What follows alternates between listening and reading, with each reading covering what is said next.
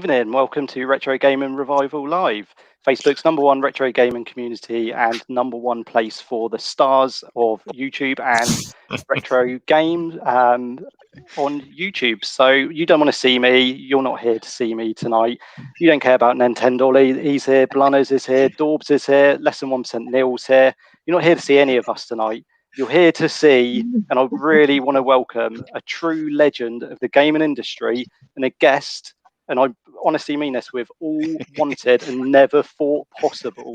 It's tattoo artist, published writer, national film critic, TV presenter, retro gaming icon, and drinker of Guinness, Dave the Games Animal Perry. Welcome.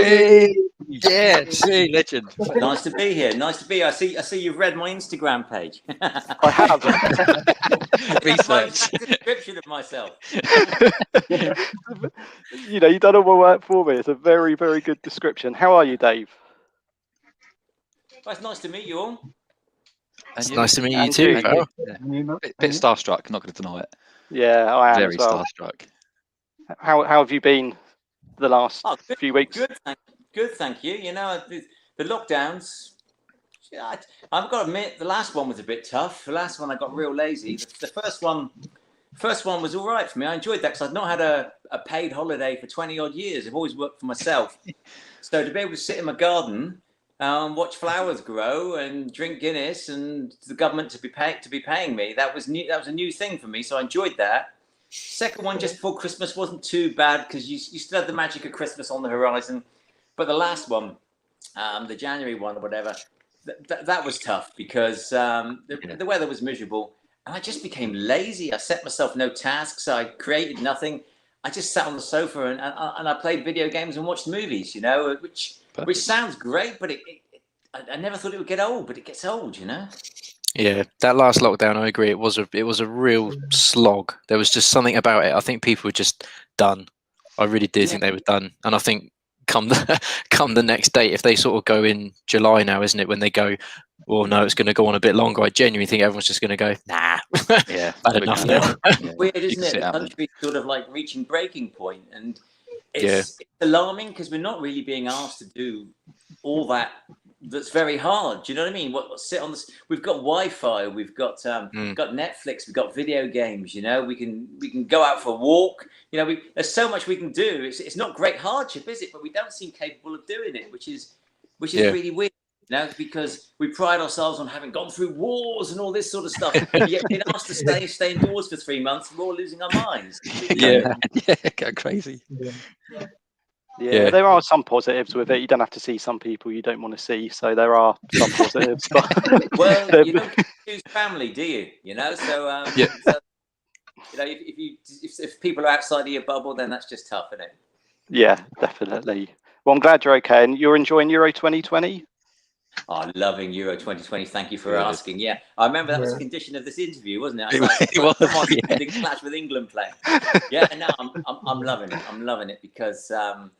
You know, it's looking good, isn't it? You know, we've got a really good run in now, as we did in the World Cup, unfortunately. So that's always in the back of your mind. But it's a real good chance for us. You know, I'm very excited. The country could do with it. It'd be a good lift for everybody, I think. Yeah, you'd rather be on this side than the other side. You'd rather be on this side of the going in than the other side with Spain. Yeah, definitely. I mean, but luckily, you know, with Spain and that on the other side. You know, if we do meet them, that's kind of good as well because they're massively overrated. You know, Belgium are the danger, I think, because you know they've been overrated for years, and sooner or later they might just fluke it. And of course, it's the Italians are just so bloody organised.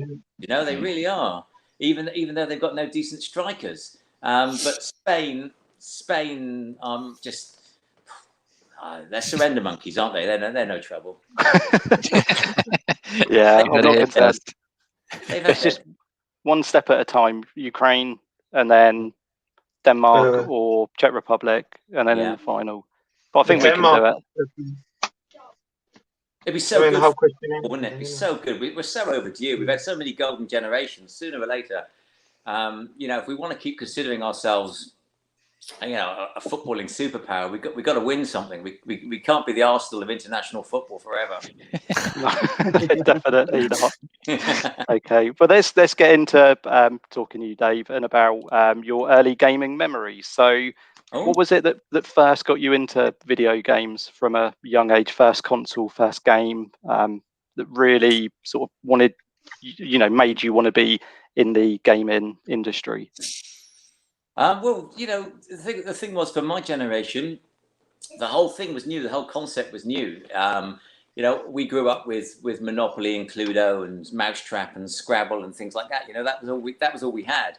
Probably the most exciting animated moving type games we had were probably train sets, and then Scalextric came along. But these things were all still very limited. They were very on rails. To excuse the pun.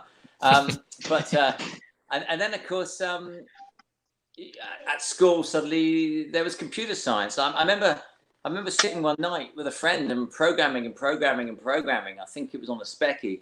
And we spent about 3 or 4 hours on this thing. And at the end of it, our names just ran across the screen like that. And we were just so excited to see our names on a screen. I mean, that's how basic it was.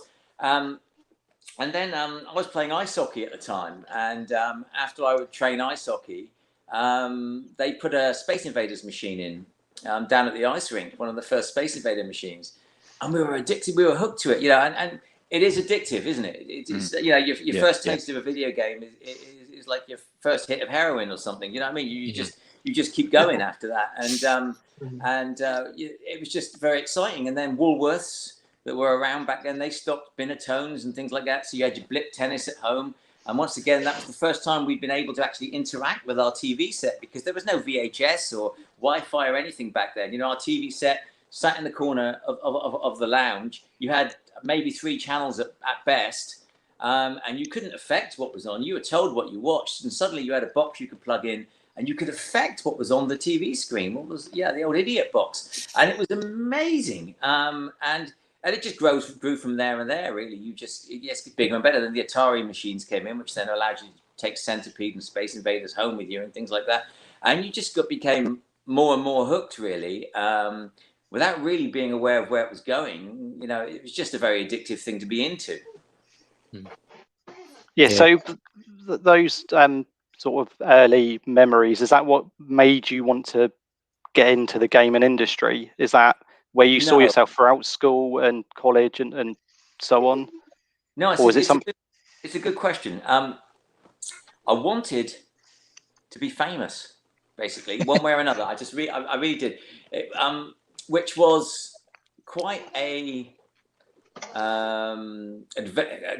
far out there thing to want to be back in those days, if you like. Now, you ask 8-year-olds what they want to be. They want to be Insta famous. They want to be social influencers. They want to be a YouTuber. They want to do this, want to do that, because they can just point a camera at themselves and suddenly, like us, here we are now, we're all on screen. So it's very easy to do now. But back then it was very, to be famous, you had to actually be good at something. You didn't get to be famous just for being famous. You had to be the best at something to be famous. And I played in a goth band. I played guitar, and I was very average. I played football. I was very average. I played ice hockey. I was exceptional at ice hockey. I played in the British League, but no one cares about ice hockey except the people that play ice hockey. And so, I was just always looking for something. And I went to art school for years. And just as I was finishing my term in Bath, they started bringing in some Macintosh SEs.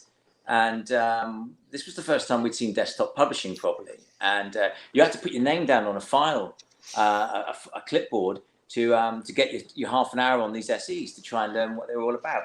And I could see that this was the future. So I went back to Torquay, and I started working with a chap.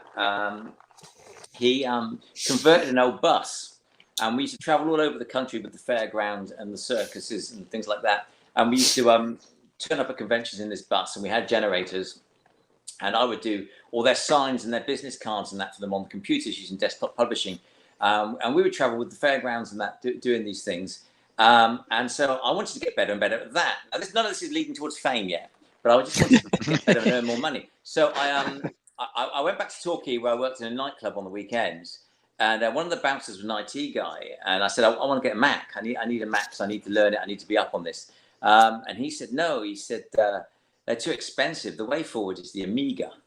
He said, you know, the desktop publishing on the Amiga is catching up with the Mac, and it's going to take over. It's way more affordable. It's better. So I got a full Amiga set up, an A500, and some desktop publishing programs, and they were shy. Terrible. So I went back, but luckily the packages always came with video games. So I went back to video gaming then, which I hadn't done for a while because I'd been away working and trying to be a grown-up. And I just got hooked back on the video gaming and that. And back then, back in the day, obviously no internet, Woolworths and people like that hadn't really caught up on the video games thing. So if you wanted all the latest video games, you joined a mail order club and you would you'd phone them up or you'd write away and you'd send them a check. And they would send you the latest video games, you know, with a couple of quid off or something. And that's how you got all the latest games. And a lot of these clubs, when you joined, you became part of a subscriber club. So you got a free magazine as well, which was written by them. And I joined the biggest mail order club in Europe, which was Special Reserve Intermediates. And I got the magazine, which was called Confidential, and I used to read it. I used to lap this magazine up, as we all did with all the magazines back then. And I just thought, I can do this. I could do this better. And I suddenly realized that I was idolizing the journalists of the magazines because they were giving me what I wanted, the information and everything. And I thought, I could be one of those guys. So I rode away to Special Reserve. And next time I was up around that area in the bus, I jumped off and got the job as a deputy editor on their magazines, their subscriber magazines. Within a year, I was the publishing manager for them. And I was writing for a number of other magazines as well. And so there I was in the games industry. And once I got my foothold in the games industry, I could see the potential. I could see the growth. I could see where it was going. And it was almost like being a settler. Do you know what I mean? I knew that if I put a flag down early, nice and big, somewhere where everyone would see it, I could make my mark. And that was exactly what I set out to do. The next stage was television, and boom.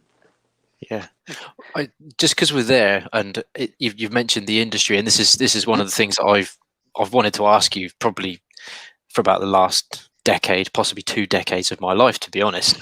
Like that era of gaming, certainly in like the 8 and 16-bit era with the Mega Drive, Super Nintendo, all that kind of stuff. That for me is a very cherished period of gaming for me, and I've got a very limited experience within the games media for current stuff from like sort of Xbox 360 onwards, and I've just always wanted to know what it was like to be within the games media industry around that sort of time, because I used to read things like Total Magazine and GamesMaster, Official Nintendo, and that kind of thing, and it just looking back on it now as an adult, it just looks like an absolute riot. It looks like it just would have been a riot. Is a great way to describe it. It really, really was. You know, I was lucky. I joined Paragon after I finished filming the first season of GamesMaster, and they were just launching Sega Pro magazine, and they were a young company. I always, if you look at my history, I always worked for young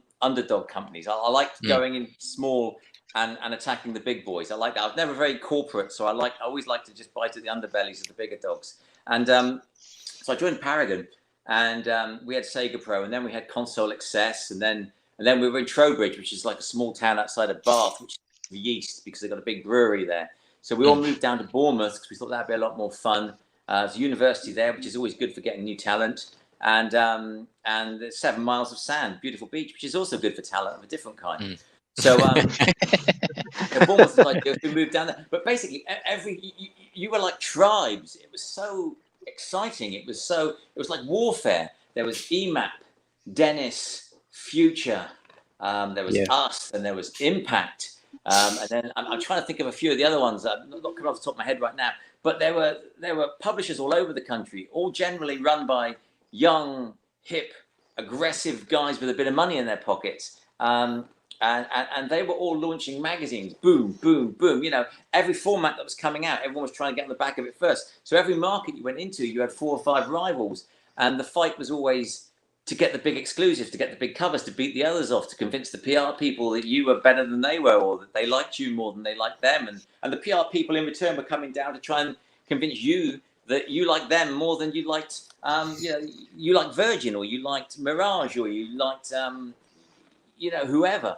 It was it was frantic, and it was exciting, and it was colourful, and there was a lot of money in it, because back then magazines sold a lot of copies, because the internet wasn't around. Because anyway, people got their information, and the gamers, like you say, back when you were young, were enthusiastic and were on it, and they wanted that information. And if you played your cards right, and if you exercised a degree of intellect and integrity, you developed a readership. You developed people who trusted everything you said, and also followed you almost like a leader. You almost became like a captain to these people on their ship. Because everybody, 100%. they believed your magazine. They believed what you had to say, because you hadn't sold them wrong. They'd gone out and bought this game, and it was like you said it was, or they'd gone out and bought a shit game, and you'd said it was shit, and they didn't believe you, and they found out it was, so they believed you in the future. So did publishers try and influence you to give their games a better average review? Did they backhanders and? Well, I'm not going to go into details on that, but sorry, wrong choice. Allegedly, as long as you say allegedly, it's fine. Yeah, we were minimum wage guys who were living a dream, in that we had a voice. We were writing about something we were very enthusiastic about. Tens of thousands of people were reading what we were writing, and were recognizing us. So we had that little bit of fame which I've been seeking, and also, we were being taken. Publishers were coming down 2-3 times a week. Different publishers and different publishing houses. They would always take us out to dinner. We'd always have like a nice big dinner in the middle of the day, or they'd take us out drinking in the evening, or they'd take us to see Oasis live, or they would fly us to America, to Los Angeles, or to Las Vegas to meet Westwood and see the latest Command & Conquer. We were treated like we were minimum wage guys. We actually weren't getting paid that well. We were getting paid okay, but we weren't getting paid brilliant salary. We weren't getting rich. Yet we were at times living a millionaire lifestyle, because these companies were treating us well, and it was all, of course, it's all just how the wheels of the industry are oiled.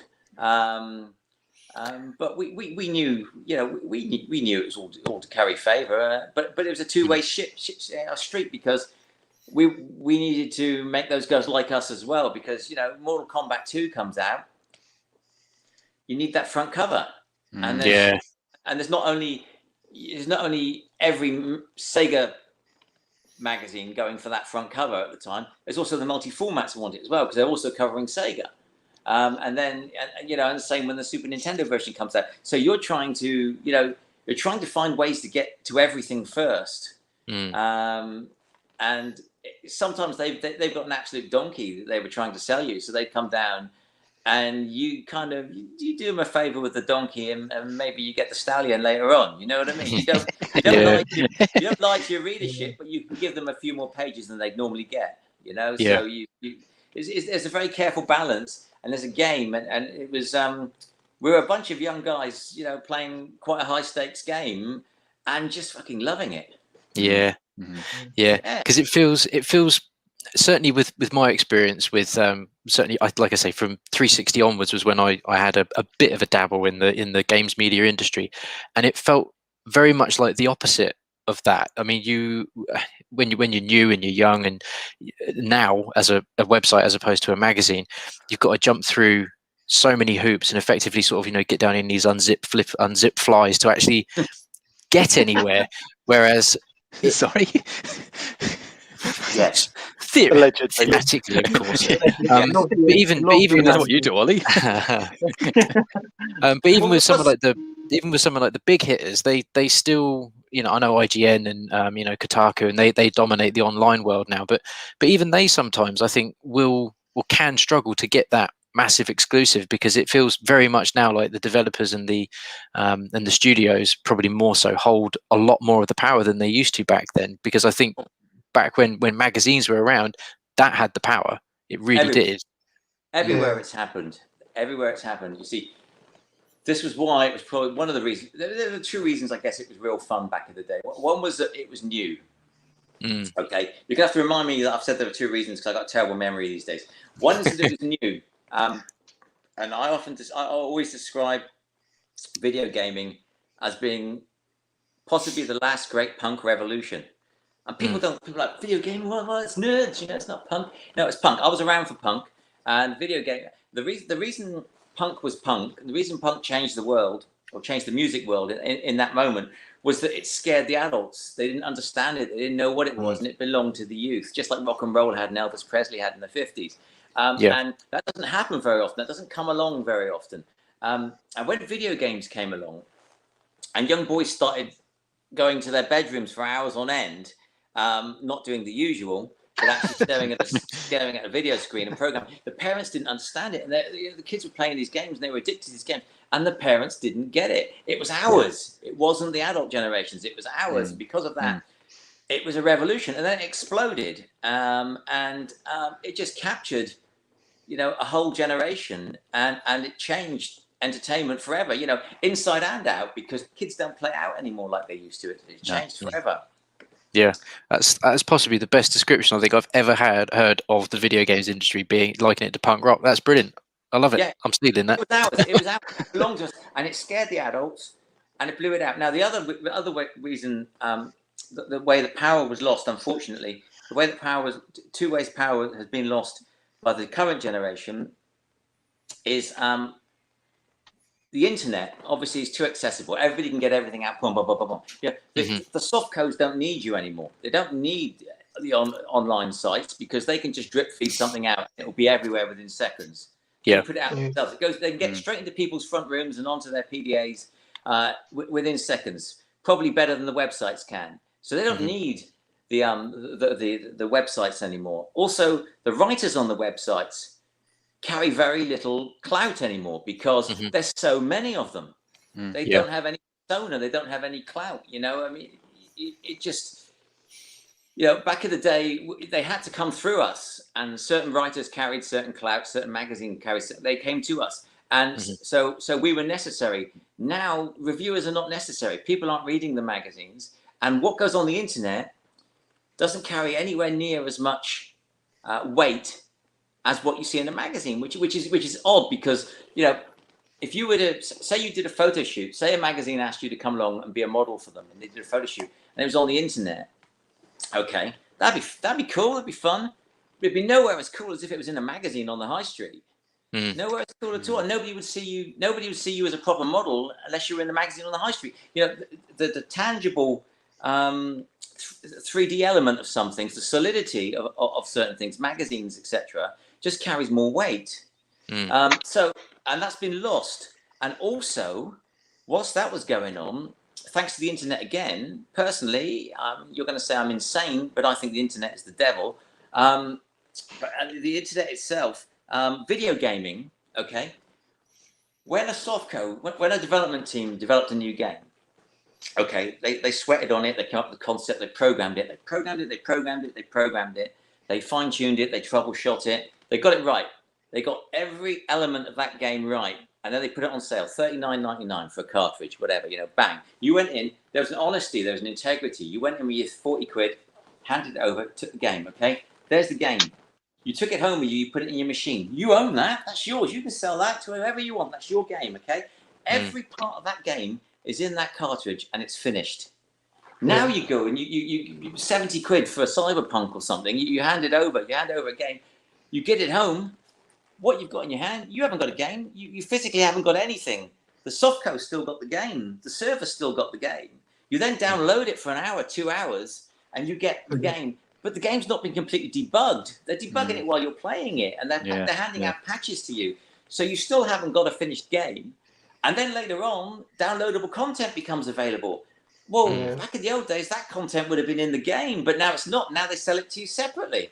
Yeah. It's absolute madness. And what's happened is games players now are replicants of that scene in The Matrix where you have all the humans in the cubes, not the cubes, the little bubbles, and they're all connected to the bigger machine, and they're feeding the machine energy and the machine is using them. And that's what's happened to gamers. They're all connected by a financial umbilical cord, which is facilitated by their credit cards and their bank accounts. Those cords go straight through the internet to the servers, and the soft codes have got you, and they're pulling more and more money out of you.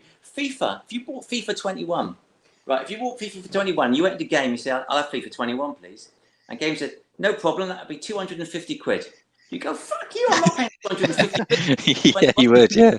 You'll take it home for 40 quid, and then you'll pump in the money, buying the cards and updating them, getting your ultimate teams and all that sort of thing. Yeah. And by the time you've finished with it, by the time the next FIFA comes out, you'll have spent over £200 on that game. It's dishonest because you don't see it coming. They hit you while you're not looking, and you're connected. And they're drip feeding your game. And you can do nothing about it because you don't own the game. They own it. You think you own it. You don't own it. If you shut your machine down and walk away, and you take your game and try and sell it in a car boot sale, you can't sell it because you haven't got the whole thing. It's clever. They've taken all the power off the gamers. Because when you used to buy games, say you bought Sonic 1, you bought Sonic off Sega, and you took it home, you had the whole game. If they wanted to sell you Sonic 2 had to be fucking brilliant. It had to capture your imagination. It had to be complete. It had to be better than Sonic 1. And they had to get to you through the media. They had to show you things. They had to go up a level to sell it to you. Now they don't need to do that anymore because they can just keep selling to you off the same platform over and over again because you're already connected through their servers. And the gamers, you don't have the power to say no anymore. It used to be, no, I'm not going to buy Sonic 2. They don't care. As long as they've sold you the first one, they'll just keep selling you some downloadable content for it. You know? They probably make more money that way, don't they? Let's face it. They do make more money that way. I'll tell you what, I was in America in the 90s, and I was talking to David Perry, the other David Perry, the one that's at Shiny. And he said to me, we're coming out with some new models for software, and in the future, we're not going to be selling the games anymore. We're going to be giving the games away for free. And I said, get out of here. I said, well, why would you do that? That's nonsense. Why would anyone do that? And they knew, you know, the developers knew. It wasn't their fault, you know, but the industry was changing. Obviously, it's changing within its core way before it permeates out to us. And they knew the way it was going, and they'd already seen the business model, you know. And you know, it was get the software in people's hands and then sell into the software. It was very, very clever. And in doing that, they took all the power off the gamers. The gamers lost complete power. And now we're numbers to them now. You know, as is the press. As is the press. But it's we don't matter so much anymore. I hope at some point that the gamers do kind of reclaim it, because you saw it a little bit over the last year with EA, where they started like really pumping, and Ubisoft, they're just pumping microtransactions into even things like Assassin's Creed. And there was a real point where people just went, don't know, it's a bit dodgy, mate, and kind of had a bit of a backlash on them. And I think the newest Assassin's Creed has done away with it. Sorry? I think Cyberpunk did it as well. I think a lot of people got a bad taste in their mouth over that one when it came out. It had a pre-order, and then it suddenly wasn't finished, and it went on the PS4, and it just, I think a lot of people kind of went, ooh, you know, that one stung, I think, a little bit. Yeah, was it Star Wars Battlefield, the one that you had to pay to actually unlock, like Darth Vader, and otherwise it would take you like nearly 2 years. Crazy to get there. So I do feel really bad for CD Projekt Red and Cyberpunk, because you know they're a great developer, and I personally really enjoyed Cyberpunk, but then I played it 6 months after release on a PS5, which on a PS4 game is going to run it very nicely. Yes, there were the odd bug, but it's such a huge game I kind of forgave it. But yeah, some of the bad experiences that people were having from that on a PS4 unit, even though they'd been told out of the gate this works on a PS4, and it just kind of didn't. And it was I feel like that's trying to do something very special with that game, you know, and the potential is there for a great game, and you know, and unfortunately it fell over its own feet a little bit, you know. But but I'm with you. I felt sorry for it. I wanted it to succeed because they were trying to do something really, really big, you know, and that's always to be admired. But at the end of the day, the game didn't work, you know. The game had a sale and it didn't work. Yeah, I mean, it's a real shame. I think Tommy Tallarico's got the right idea. I think he's trying to reclaim some of the industry for the gamers with his new Intellivision Amico. £10 game, no downloadable content. You get the game. That's the finished game. It's yours to keep. trying to reclaim some of the industry back for the gamers. Yeah. It'd be interesting to see how that system does, because I think as more people do become disparaged with that particular type of the industry, and they realize there is something else there that I don't know, there's a market for it. Maybe that could be the start of it. But it's it's got to be good though, hasn't it? It's got to be good. It does. Even though it's giving stuff back for free, if it's not as good as the stuff you're paying for, you'll still pay for the other stuff, because you just you want the Ferrari, don't you? Not the Viva, you know. Exactly. It's I think we've talked on some previous streams about like the new price tag that they're aiming for games now, which is £70, which I know back in the 90s, you know, things like, and I know you hate the game, but even things like Rise of the Robots, I remember being £70 on Super Nintendo, and Mortal Kombat 2. Yeah. And you know, my Mortal Kombat 2 on Super Nintendo. I vividly remember, I think it was a Christmas special on GamesMaster, and it was an episode where someone was in Virgin, and they held it up and they were like, just 2 words, £70, and just dropped it, and you're like, what? Maybe I won't be asking that for Christmas. Mad. I've still got a copy of Mario 3, Super Mario 3 from when I was about 7 or 8. Still in the box. Still got his Virgin Media Store sticker on it, $39.99. And when did that come out? 91. So games, if you think that's 30 years ago, it's crazy. You know, how my parents afforded that? Ridiculous. I'm sure the PS1 games were £45. I'm sure they were. Each game was £45. Crazy money. That's why we only had games for birthdays and Christmas. It's not like you're right. Next week, that's why we completed them. Buy a game next week. We didn't do that back in the day. It was birthdays, Christmas. That's all we had. Maybe you're right. Maybe you've knocked the nail on the head. Maybe that's why we have so carelessly lost control, because we're a bit spoiled and indulged now, aren't we? We've got a lot more disposable cash than we used to have, and also that gaming generation has grown up into the generation that does have the disposable income, and we've more readily just handed money over left, right, and centre. Whereas where the people that wanted the games back in the old days were the young people who didn't have the cash to buy the games without mum and dad. Maybe the companies had to fight a bit harder for the money, because there wasn't so much about. Whereas now, people. It's just so easy to spend money, isn't it? There's this, and even if it's rubbish, you'll just like, I'll just trade it in or sell it, make a £20 loss on it, and you move on. Whereas, and they've still got your money, even if it's they've still got your money initially. But there's no, bar maybe Cyberpunk, which had a dreadful launch. I can't remember the last time there was a real event for a game. Maybe Breath of the Wild, maybe might have been the last proper event game. Proper event game. Because I mean. You know, things like Valhalla and Odyssey and things like that on the Assassin's Creed, they're just a knock on. You know, they were just good. And Witcher 3 was kind of a creeper. Witcher 3, wasn't it? People realised how good it was, kind of like a year after it had come out. People realised how good this game was. Definitely. But there's long gone. Yeah, I mean, but just long gone are the days where you had like Mortal Monday. You know what an event Mortal Monday was. It was like, oh my god, Mortal Kombat's coming to console on Monday. It was everywhere, and even that advert with that kid in the street just screaming. It was like, that was me, just in my living room, just like. Advertising was great, wasn't it, back then? You don't really see it that much anymore for video games. Do you? I guess it's all online. It's all online. Yeah, and that's it's a funny thing, because the games industry is now huge. It's bigger than it ever was. It's as big as the movie industry, allegedly. Big as the music industry. Blah blah blah. But because of the internet, because we're tech guys and we're on the internet and we're on YouTube and video games are on YouTube and they're on Instagram and they're on streams and things like that.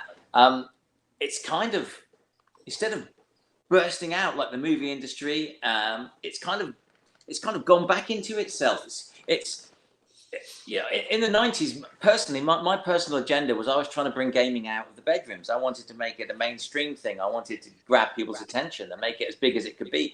But in becoming big, it's kind of gone back into the bedrooms now, you know? It's like it's not on mainstream TV or anything anymore. It's on tiny little screens that people are kind of, looking in their own little bubble.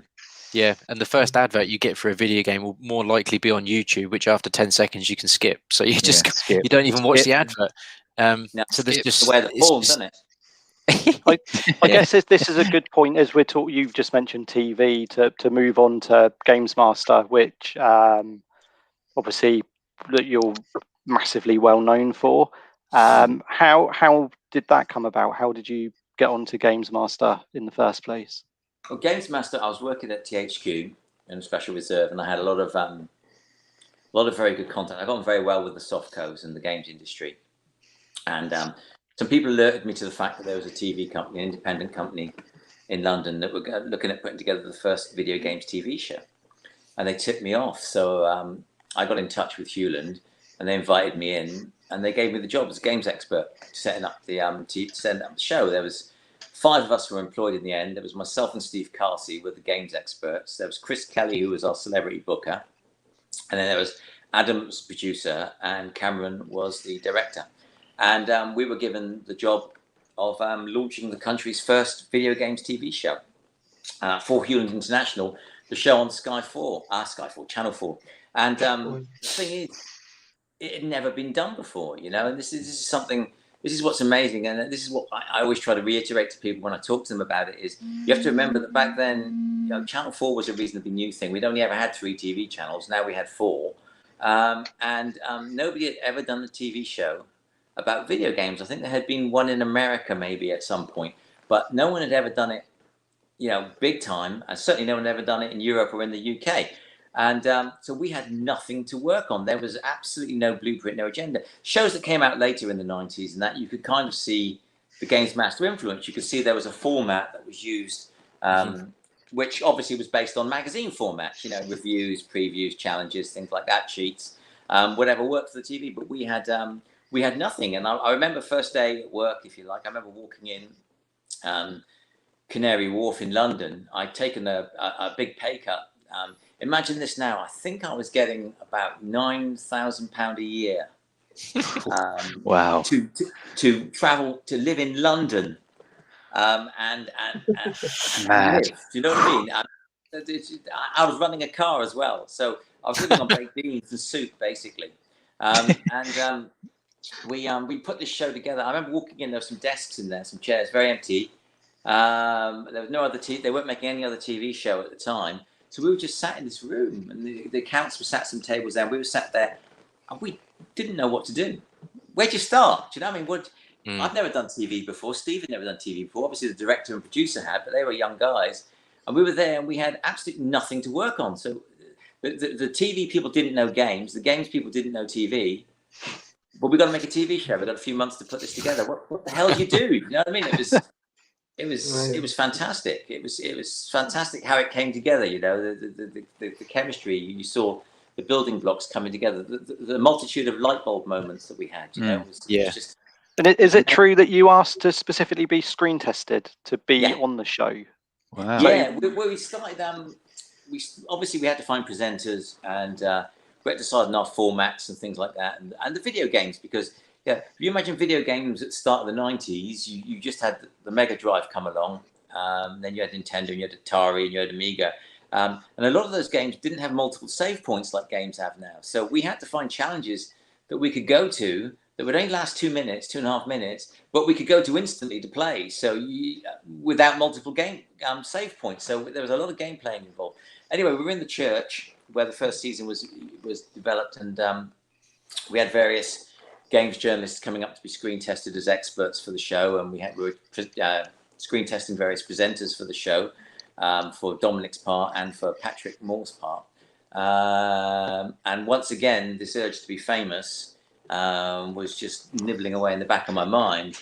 And I watched some of the guys, and I thought, I can do that.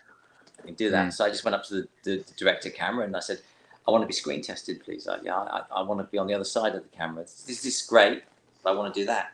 So he screen tested me, and I got the gig, and that's how I started working on the other side of the camera on GamesMaster. I made the transition across. So just a matter of being a bit ballsy and going for it, really. Yeah, because I mean, GamesMaster, as for many people, is again, this is why I say that era of gaming is very special for me personally, because there was nothing like GamesMaster, because there hadn't been, and then. I vividly remember being sat in my parents' living room with my dad on the sofa behind me, who just thought games were fun because I liked it, and he just always tried to like a little bit of what I liked, because we always had a little connection then. Yeah, of course. But even my mum would sit there and watch GamesMaster, and she'd understand it. She'd understand what was going on, and all of a sudden, my mum had an understanding of video games.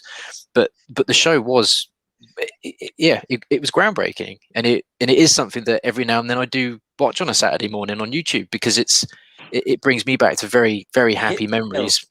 Hit the nail on the head, didn't it? Right away. And I still like the first season best of all the seasons. I got to admit, I just do. I like the way it's so raw and over the top. I like the dry ice. I like the lasers. I like the booms in the shots. I like the way we got the kids in the pews going down. Yeah, as somebody walks to the stage, that music. Yeah, they're walking through a laser tunnel. Do you know what I mean? It's so fucking 90s. It's brilliantly 90s. It's amazing. Video gaming should be. You know, video gaming. It's not cool. You know, don't try and make it cool and trendy. It's not cool and trendy. It's fucking ours, and it's crazy, and it's whatever we want it to be. And GamesMaster, the first season, that's what it looks like. You know, we're gonna fucking do this in a church. Yeah. Wait, no shirts. There you go. Hey. Phenomenal. No Bit pixelated. So I guess Look at Dominic trying not to look at my nipples. He wants Where's your shirt? What's going on? so I didn't even with a leather jacket. I never even realised that when I picked the picture. I think that's the same jacket I've got on now. Oh, amazing. Amazing. So what was it like working with Dominic? I guess he was already in the TV industry at the time. How did he take to someone being from outside of? When we first started setting up the show, I wanted somebody really famous to be the presenter, because it was my first time in television, and I was starstruck and I was excited I was in television. So I wanted to meet famous people. So I wanted someone famous. Across the road from us, they used to film the production company for a show called The Word. I don't know if you remember that. It used to go out on a Friday night. Terry Christensen. Used to have to turn my telly down to watch that before Beavis and Butthead on a Friday night. And so every Friday night, I mean, this is the life we were living. It's great. Like I said, I was making $9,000 a year or something like that. I was eating baked beans every night. Yeah, I was going to The Word on a Friday night. That was my night out. I was going and watching the best bands in the world, like, you know, on the Word. And taking my girlfriends along, because they thought they thought I was even cooler if I was taking them to a TV show. So anyway, they were interviewing for new presenters, and Dominic had gone along and interviewed for them, and had not got the gig. He just did not got it. When we were looking for a presenter, we couldn't find what we wanted. Jane Hewland spoke to the guys there and said, "Look, have you got any of your interview tapes left, your screen test tapes left from the guys that failed?" And Dominic was one of those. They sent them over, and so we invited some of those in, and Dominic came along. I don't think he'd done any TV at that time. He'd maybe done a little bit of stand-up at university, and he came along, and he just nailed it. You know, he was quirky and funny and a little bit naughty, and Jane took the he actually, and he would admit this if you spoke to him, I think he actually wore one of those awful video game watches that were around in the 90s where you could play like Get Space Invaders or amazing. Later on that he wore that because he was hoping to impress us that he was into video games. So anyway, we screen tested him, and I stood and I did some commentary with him, as I did in the show later on. And Jane took the tapes home of all the presenters and played them to her son Harry, who was about 11, I think then, or 9 or something. And he'd been the original. He'd been the original thrust for GamesMaster because she'd seen how enthusiastic he was about video games. That's why she made the show. So she showed him and his friends the tapes to see what they thought, because she recognised this as being our catchment audience. And they all loved Dominic because he said a few naughty things, and you know, and they loved him. So that's why he got the gig. Really, was the kids loved it, and so he got the gig, and he really brought something different to the show. Yeah, and I think that was possibly the time totally. when accents were starting to come into television. Do you know what I mean? You know, if you were a Geordie or a Scot, you had a northern accent of some kind. That was kind of starting to happen in television a lot more. You know, people were turning against the more Queen's Englishy sort of voices. So I think his Scottishness made him quirky. You know, and he just did a good job. You know, he was good. Yeah. Some of my favourite interactions on GamesMaster are just some of that you wouldn't say it now because it would just be it would be edited, it'd be sanitized, and I get it. I very much get what the modern take is, but it makes things like GamesMaster even more special for me because it happened and it existed and it was there. and it is just some of the commentary. Just as an adult, it just floors me. It's so funny. I realised the other day, brilliant. because I don't know whether you know, but they're bringing out a book on GamesMaster. I think it's like 30th anniversary or something. It's like a guy called Jack Templeton, who was a big fanboy for the show, and he did a fan site called GamesMaster.co.uk, GamesMasterLive.us. I can't remember. Retro GamesMaster, that's it. And I used to talk to him at the end of the 90s and help him along with his site and everything as much as I could. And he's just decided now as an adult to bring out a book celebrating GamesMaster. And he's spoken to tons of everybody behind GamesMaster. Even Dexter spoke to him right at the end, because we were trying to get Dexter on, and he was awkward to pin down, but he's spoken at the end. Now, he's doing this show, he's doing this book, and so there's a little bit of soul searching and thinking back to the shows and everything. And I realised recently, when thinking about it, the thing that people loved about GamesMaster in the early days, apart from that about video games, was the naughtiness, and was the inappropriate jokes and everything. And then you realise it was a grown man telling knob jokes to children. Do you know what I mean? Which now is like, oh my God. And then you suddenly realise that basically the crux of the GamesMaster humour was basically the kid that sits at the back of any class in any school you go to, who just constantly makes naughty jokes, and all the other kids laugh because they're naughty jokes. And that's what GamesMaster does. That's what Dominic was doing. Really, he was almost tuning in to that need that children had to laugh at the naughty kid that was saying things that they wouldn't dare say, and he grabbed their psyche with that. And I think people fondly remember it for that, because it just made something that was very much ours just seem that little bit more naughty, which is always cool when you're young.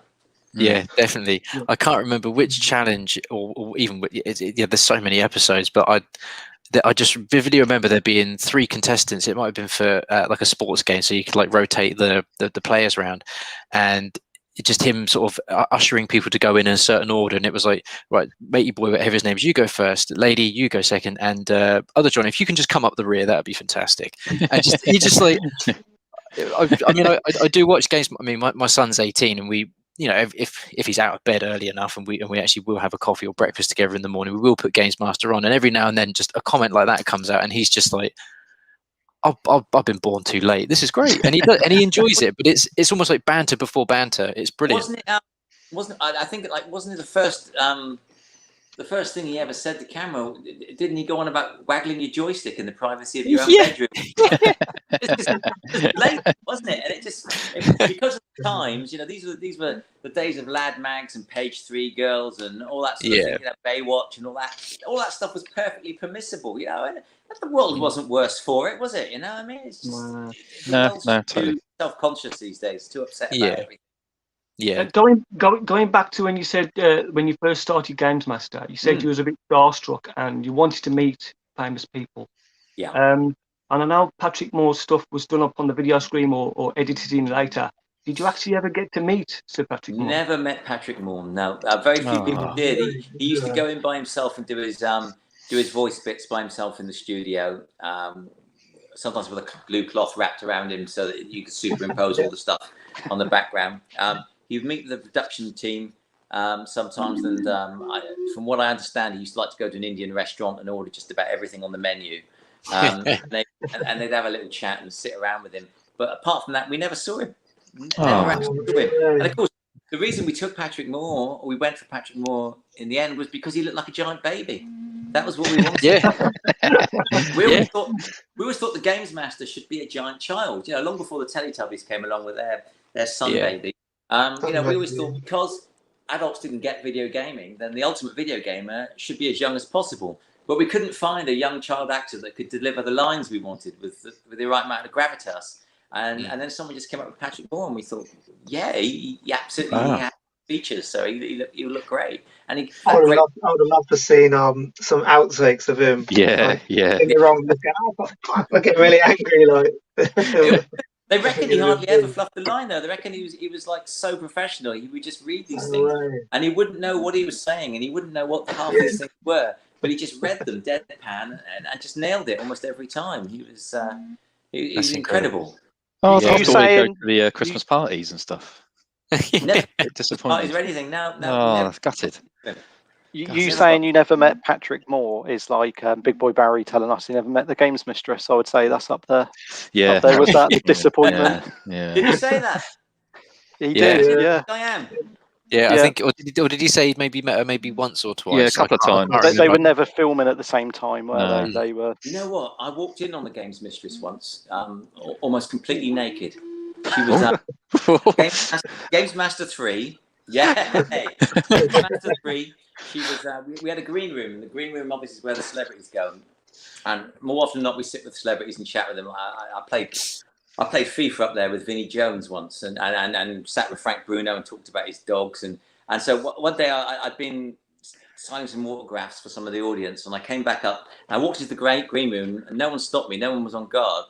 And she was in there. She was doing, I think it was the Christmas special she was on, and she was trying to get into her tight latex suit. But to do that, she had to be naked and cover herself in talc, because the only way you could get into that rubber. Yeah, yeah. There's talc everywhere. And my initial reaction is, what the fuck is this? So you just smell talc. And then you realise there's the gamer's Diane Udell, Jet from Gladiator, stood there, trying to cover herself up, trying to squeeze herself into this latex. So it's amazing how long it can take you to leave a room. And then come back. Yeah. Knock on the door this time.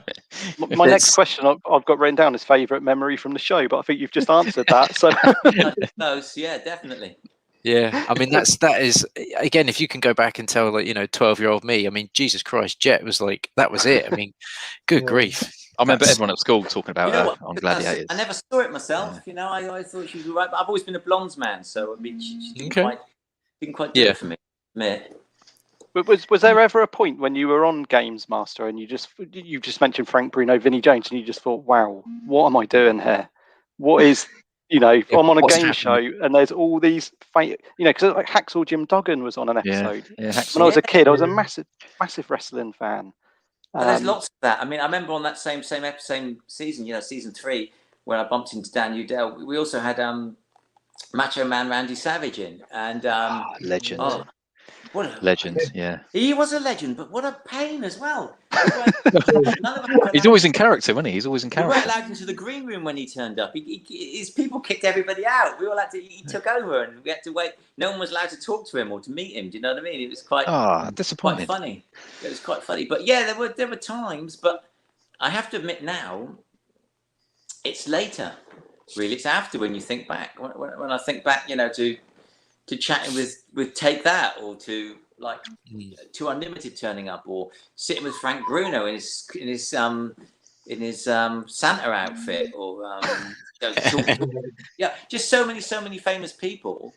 But you kind of, at the time, you kind of took it in your stride a little bit, and I will admit, and this is going to sound massively egotistical, but at the time, I kind of considered myself their equal, some of them. Do you know what I mean? And because I was doing so much TV work, it wasn't blowing me away anymore, on the first season, it did, when Emily Hughes came in, and Eric Bristow and people like that, and Annabelle Croft, and these people I'd only ever seen on telly, and I was a little bit, wow.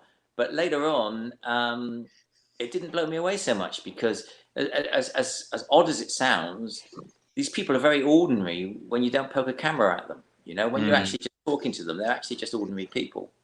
Yeah. So yeah, a bit of shame. I don't think there was any guest that really blew me away.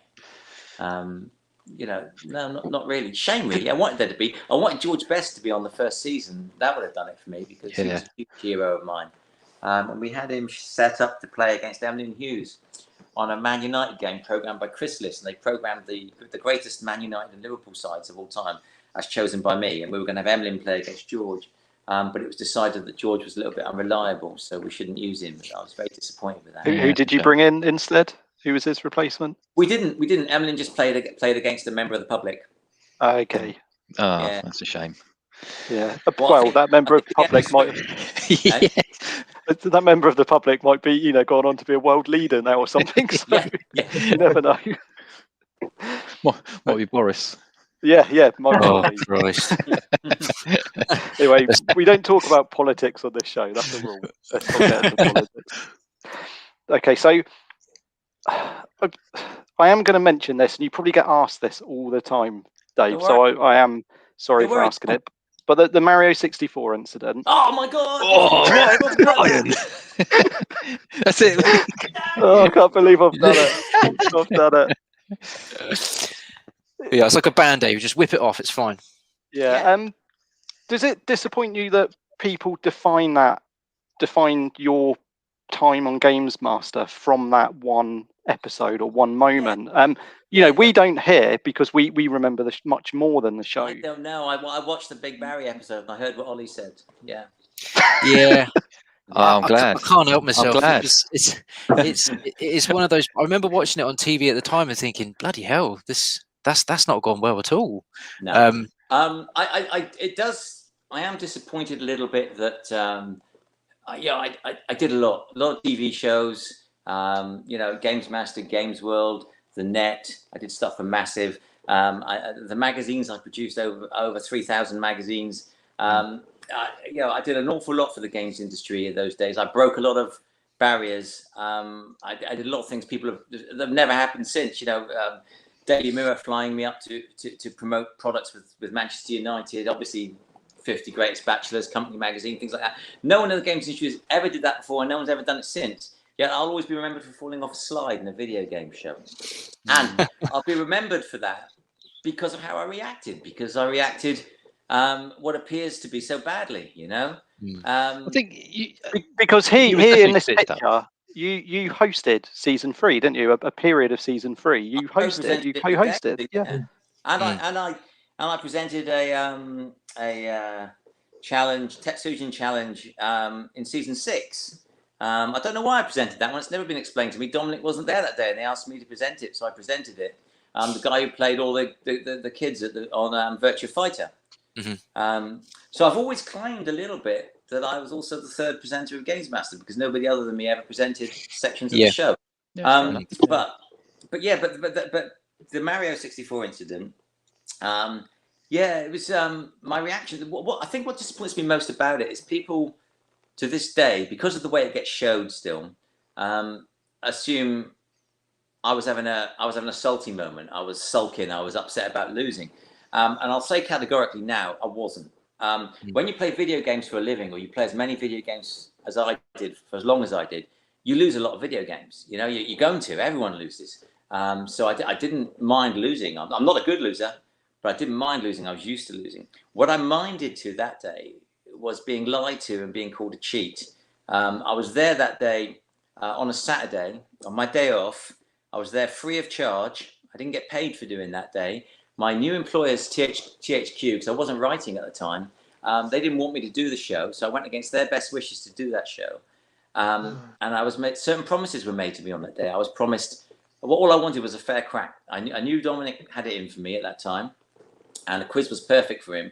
I wanted a neutral game in the final, and I wanted the section of the show which was on specialist subjects. I wanted them to promise me that there wouldn't be any silly questions in there, that it would be reasonably doable, that it would be quite soft and easy to get, because I had a book deal in the pipeline. So I didn't want Dominic to make me look stupid on television and scupper my book deal. Now, I didn't ask for that to be personally for me. I just wanted to make sure the whole, everybody could have simple questions. I didn't mind. I just didn't want to be set up on the show.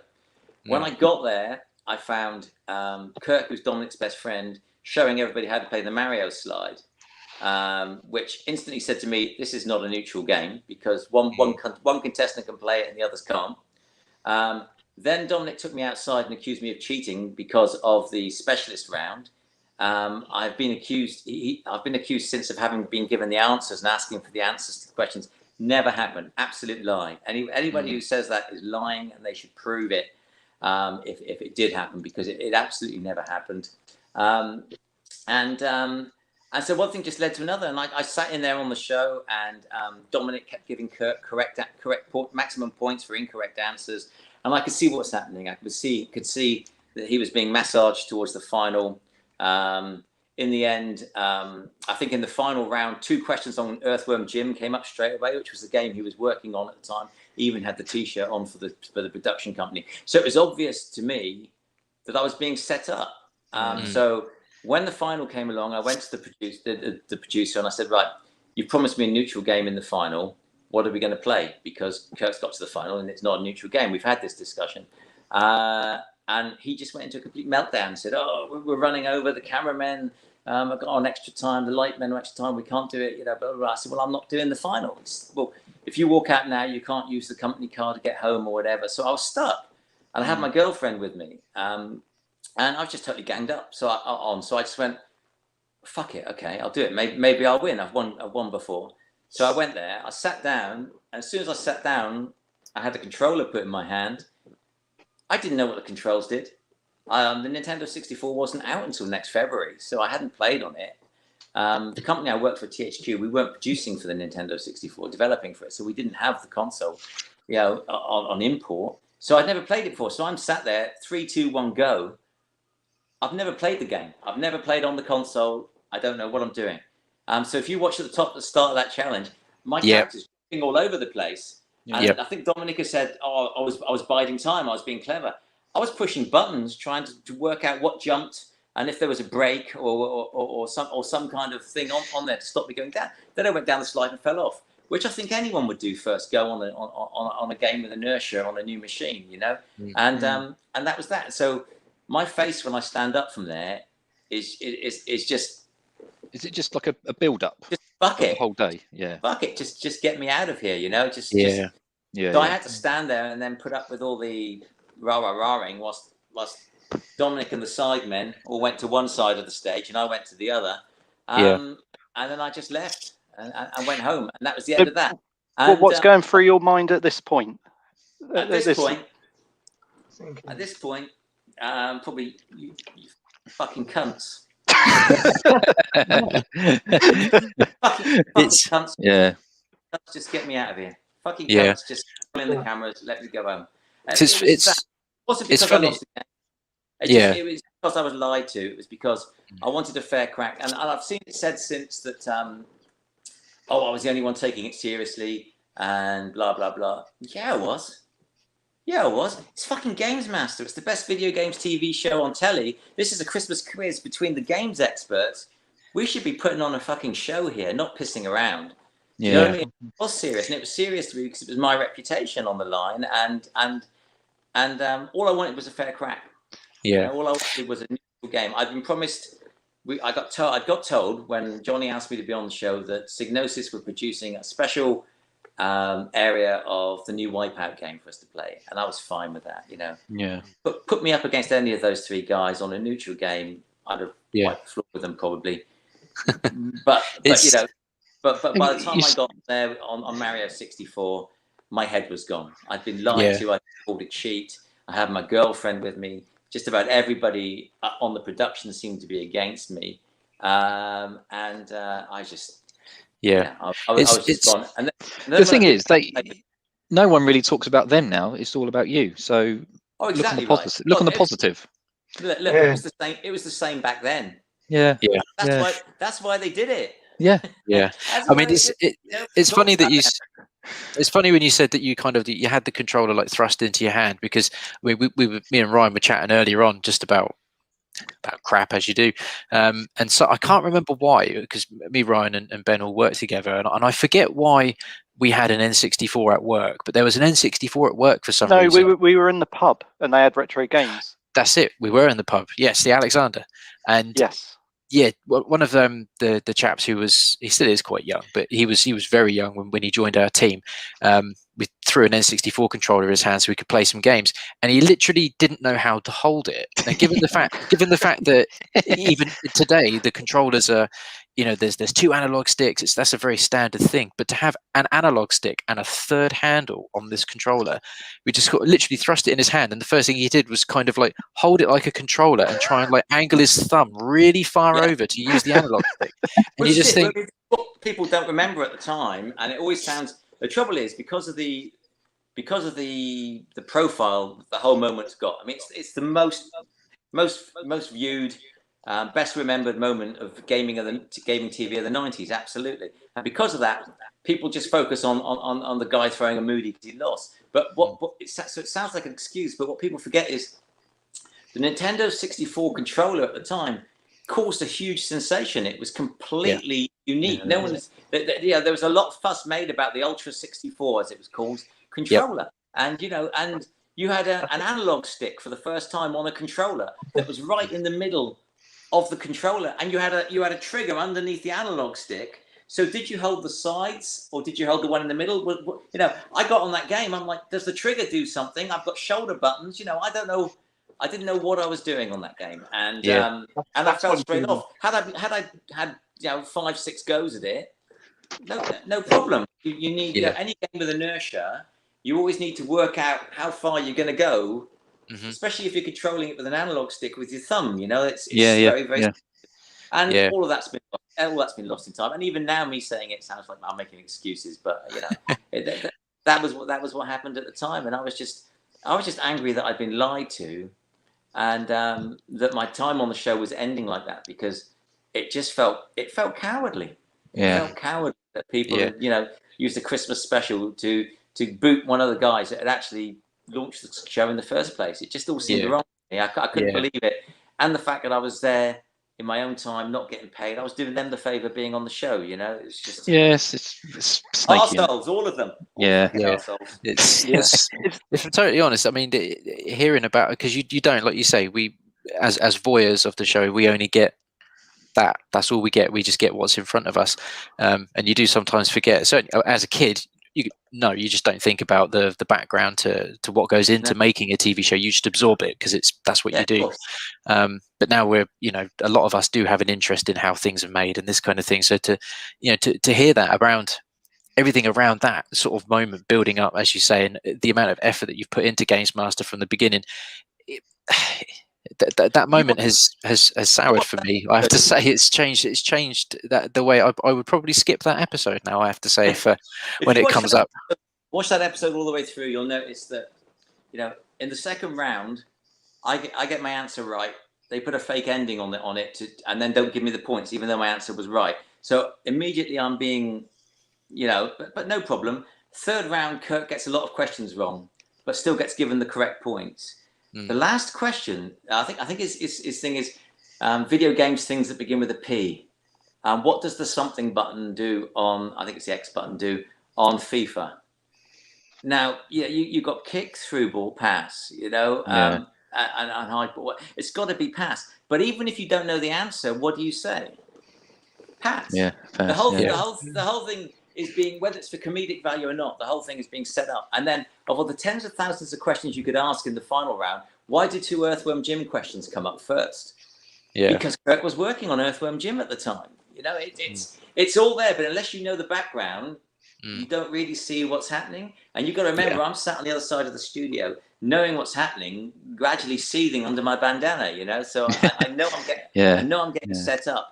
But I've also got my girlfriend with me, who I'd never taken to a production before, because there was a promise of a Christmas wrap party afterwards. And we came out expecting a really nice day and a Christmas special.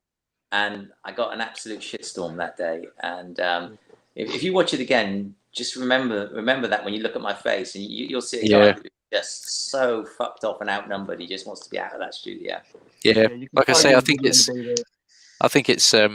that just hearing the background of it has, it's changed the moment for me. It's no longer. People ask me about it all the time. Of course they do, and I don't mind.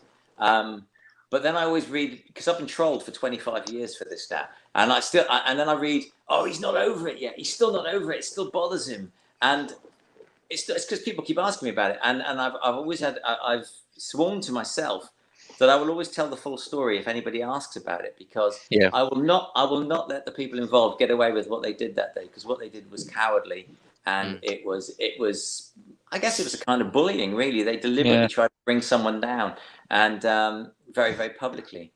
And I left the show at that point. And did you then move to Games World at that point? Was that the point you moved to Games World? I was already on Games World. I was doing Games World as well. Okay. So I was doing both. I was on Games World and GamesMaster. So So I left the show at that point. And they did one more season, but no TV shows ever survived my leaving. So what was it like working with Bob Mills on Games World? Brilliant. Compared to Dominic Diamond. Brilliant. Such a funny guy. Such a funny. The difference with GamesMaster and Games World, Bob Mills, Dominic Diamond, in my opinion, okay, is that Bob Mills was confident in himself, if you like. Bob Mills was already what Bob Mills. He was a good stand-up guy. He was already a good personality. He turned up. He did Games World.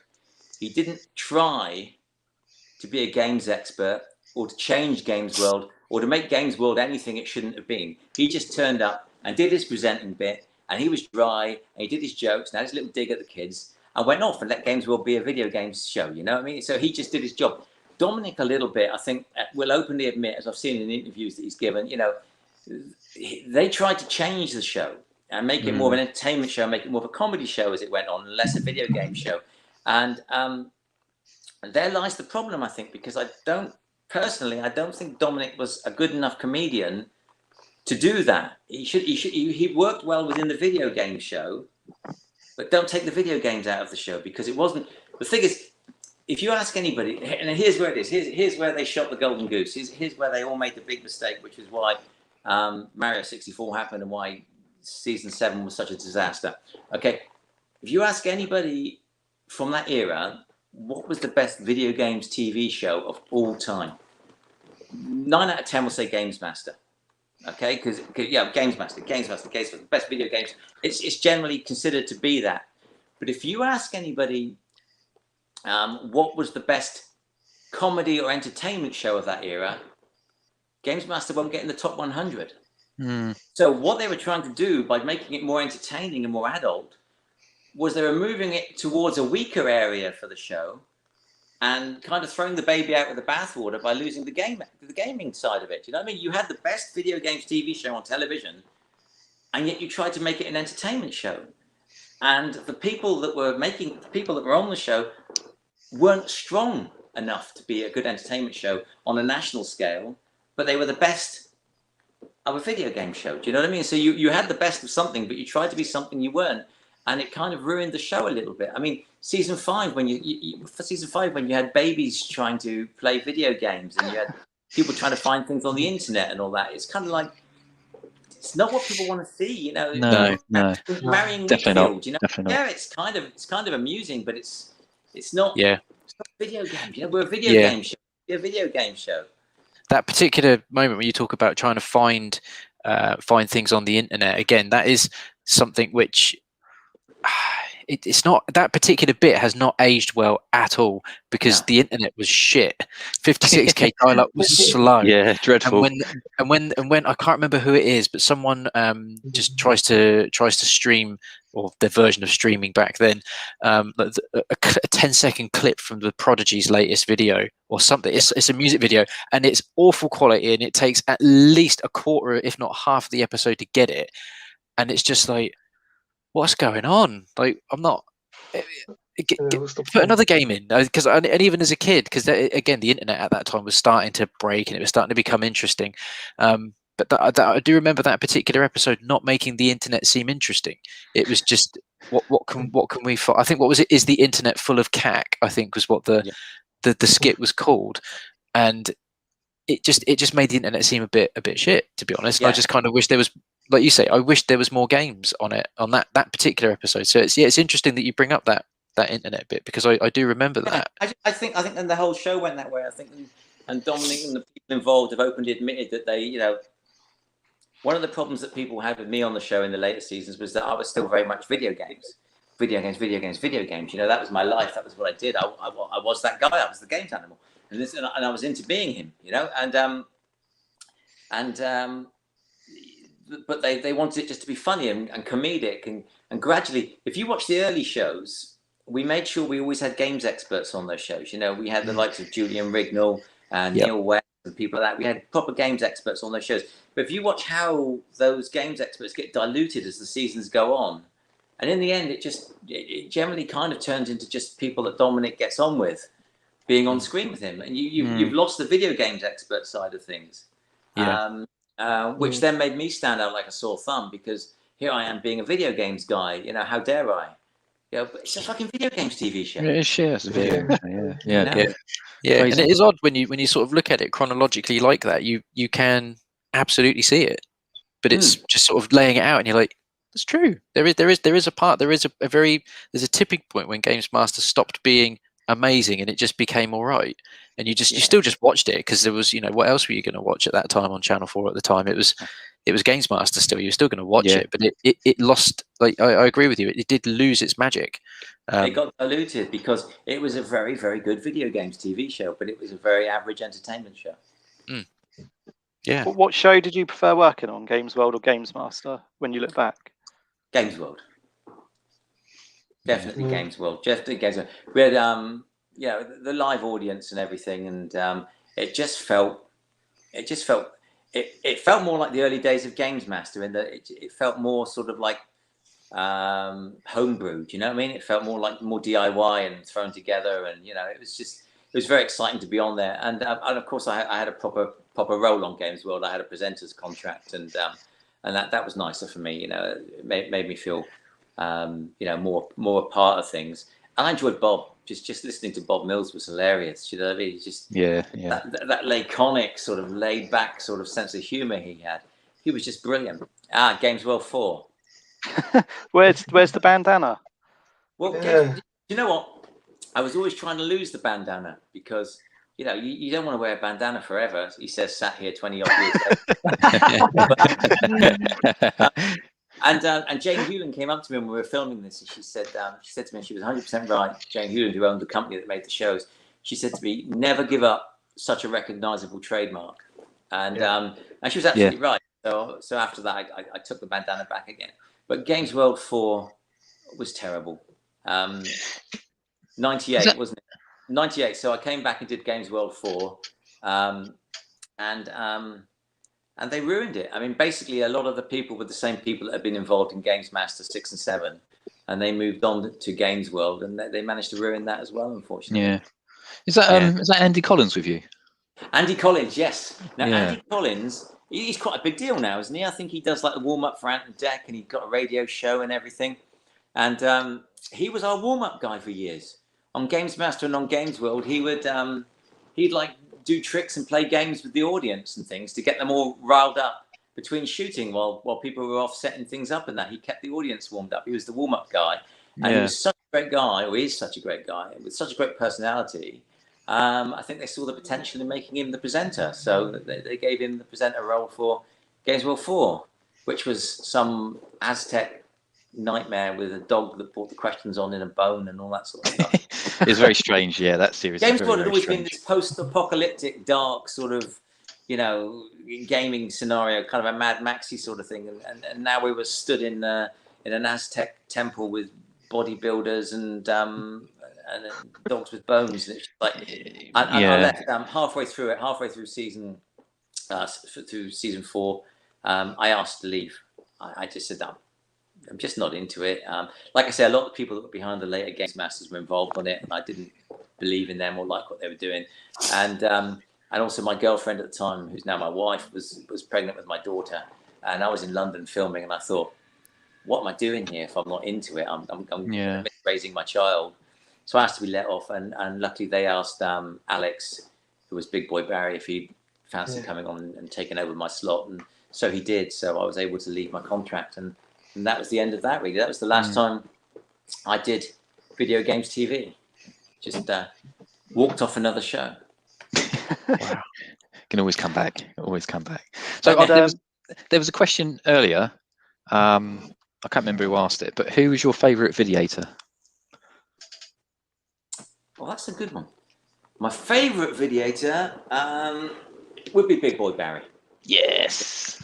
Absolutely iconic. Definitely, 100% legend. And he was the face for the show for ages, and he's such a talented guy. Such a pantomime dame. He's amazing, and I liked him. He nailed it really well. The best videator, I think, was Martin Mathers. I think he was the best gamer. He was just ice cold brilliant. But a little bit of an odd guy. But Alex Berry, absolutely brilliant. Absolutely great videator. He is he's the face you think of, isn't he? When you think of the videators, you still think Barry. No one topped him. Yeah, legend. We did have a good laugh with him when he was on. It was a good time. He's just a good guy, isn't he? He's he is larger than life as a character, and he's very nice and very amiable. Yeah, because we had a big chat because I know you said you saw it earlier, but there was a section at the beginning where we asked about working with Jet from Gladiators. I know we had a discussion like, oh, do we really ask it? We were a bit nervous, and we thought just do it and see how he is, and he was absolutely brilliant, absolutely an amazing guest.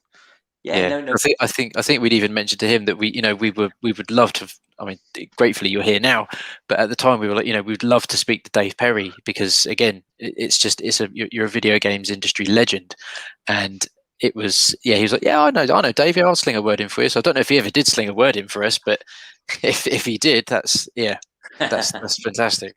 No, he's good, Barry. Me and Barry do talk sometimes. On the quiet, but he's a really good guy. I often think he'd be a good guy to do like an audience with. Maybe venues somewhere and get a load of gamers to come along and sit in the middle, and they can ask us questions, and we can tell anecdotes about the old days and that. Especially if he came on as Big Boy Barry. Yeah. If I came on as the games animal and he came on as Big Boy Barry, then it'd be quite a colourful thing, really. Oh, dude, we'll have to make there's all kinds of ideas firing up here right now. We just need this pandemic to just be fucked off so that we can come up with this, because that's that's exciting prospects. That is, Dave. Wouldn't that be good? Yeah, you've lit a spark there, mate. You might regret that. Make a note of that. Versus Barry. There we go. Hire O2 Arena. Get that written down as well. That'd be good. That'd be good. Is that big enough? Big enough. Maybe Wembley. Yeah, it's a bit risky with the weather, isn't it? Now you're talking parachute in and a Union Jack parachute. Is it true you've still got your bandana from the? I don't mean to keep going back to the Mario 64 incident, but you've kept the bandana from. I meant to ask it earlier. No, I gave it to someone. I think it's a guy called Brett Seaman. I think he's called. Unfortunate name, but I gave it to him. I gave a lot of my stuff away to people. I sold a fair bit, and I gave quite a few mementos away to people. And I think he's got that bandana. He knows it's the actual one from that show, so he's still got that one. Because lucky guy. Yeah. Yes, it's iconic, isn't it? These things. Yeah. It is. You don't realize at the time, but they do gather a certain gravitas as time goes on. Mm-hmm. And in I think 1999, I might have this wrong. You walked away from the gaming industry. Is that right? 99, yes. 2000? Yeah. Well, 98, I walked off Games World because I'd had enough. And then 99, the company I worked for, Rapide Publishing, we just launched the year before we'd launched the best-selling single-format console magazine of all time, independent single-format console magazine, and of all time with Station, and it burnt a lot of the company's cash and that, I think, and the company went bankrupt in 99, and so I formed my own publishing company called Predator Publishing. And at that point, I made a conscious decision to launch a movie magazine because I felt at the time that the games world had enough of me, and that things were changing, and it was time to go to pastures new, rather than just keep rehashing the same things. And so movies were a big passion of mine anyway. So I moved into the movie industry, if you like, and for 7 years. I ran a movie magazine called DVD Monthly that was my own magazine. So it was a conscious decision to get away from gaming, and so that I could give the games industry a break from me, because I think everyone was sick of me at that time, and also I could play games again just for the fun of it. Yeah. Because the thing with being who I was and doing what I did in the games industry was I was always having to play games that I was going to be challenged on. I was always traveling around. You see, here's another analogy for you. Dominic, Violet to a degree, Alex. See, a lot of these people around that time, the big names around that time, were like X Factor winners, if you like. They basically got to present a big show, and that was it. And so suddenly they're big industry names, big industry stars.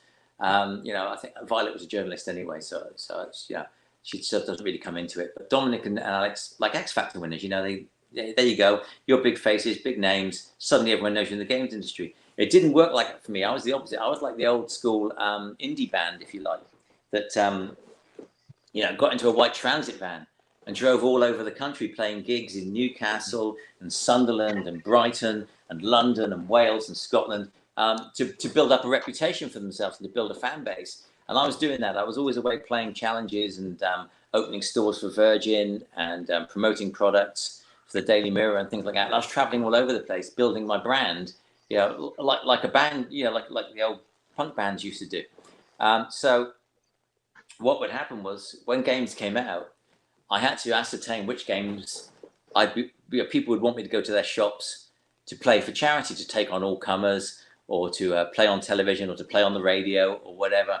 And so games like Command and Conquer, or football management games, or Age of Empires, games like that, I couldn't play those games generally because they would take up too much of my time. Yeah, those games are like time vampires. You sit and start, and it's midnight, and you finish.